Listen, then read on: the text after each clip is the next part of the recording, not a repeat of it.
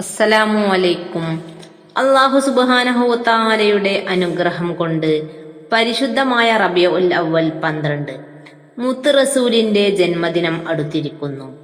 ഈ മഹത്തായ ദിവസം ചെയ്യാൻ അള്ളാഹുവിന്റെ ആരിഫീങ്ങൾ പറഞ്ഞു തന്ന ചില കാര്യങ്ങളുണ്ട്.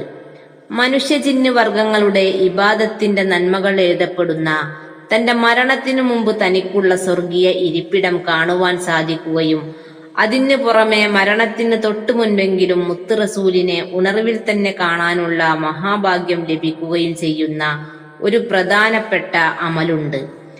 റബീഉൽ അവ്വൽ 12 നമ്മൾ 10,000 സ്വലാത്ത് ചൊല്ലുക എന്നുള്ളത്. ഷെയ്ഖ് മുഹമ്മദുൽ ഖന്തൂസി റളിയല്ലാഹു അൻഹു പറയുന്നു, മുത്ത് റസൂൽ സല്ലല്ലാഹു അലൈഹി വസല്ലമയുടെ ജന്മദിനത്തിന് ചെയ്യേണ്ട ഏറ്റവും പ്രധാനപ്പെട്ട ഒരു അമലാണ് സ്വലാത്ത് ചൊല്ലുക എന്നുള്ളത്. ആ ദിവസത്തിൽ ഒരാൾ 10,000 സ്വലാത്ത് ചൊല്ലിയാൽ അവന്റെ മേൽ മനുഷ്യ ജിന്ന് വർഗങ്ങളുടെ ഇബാദത്തിന്റെ നന്മകൾ എഴുതപ്പെടുകയും അവൻ മരിക്കുന്നതിനു മുൻപ് അവന്റെ സ്വർഗീയ ഇരിപ്പിടം കാണുവാൻ സാധിക്കുകയും മരണത്തിന് തൊട്ടു മുൻപെങ്കിലും മുത്ത് റസൂലിനെ ഉണർവിൽ തന്നെ കാണാനുള്ള മഹാഭാഗ്യവും അവന് ലഭിക്കുന്നതാണെന്ന്.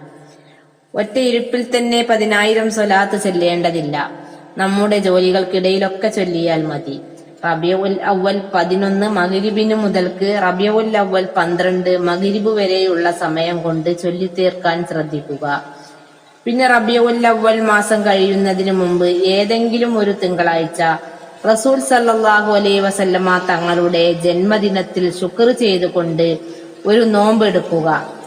അങ്ങനെ ഒരാൾ നോമ്പെടുത്താൽ 1000 വർഷങ്ങളുടെ ഇബാദത്തുകൾക്ക് തുല്യമായ പ്രതിഫലം ആ വ്യക്തിക്ക് രേഖപ്പെടുത്തി വെക്കുമെന്ന് മഹത്തുക്കൾ പറയുന്നു. മുത്ത് ഹബീബിനോടുള്ള പ്രണയം നമ്മുടെ ഹൃദയത്തിൽ അള്ളാഹു വർദ്ധിപ്പിച്ചു തരട്ടെ. മുത്ത് റസൂൽ ഏറ്റവും കൂടുതൽ സ്നേഹിക്കുന്നവരുടെ കൂട്ടത്തിൽ അള്ളാഹു നമ്മെ എല്ലാവരെയും ഉൾപ്പെടുത്തി അനുഗ്രഹിക്കട്ടെ. ആമീൻ യാ റബ്ബൽ ആലമീൻ.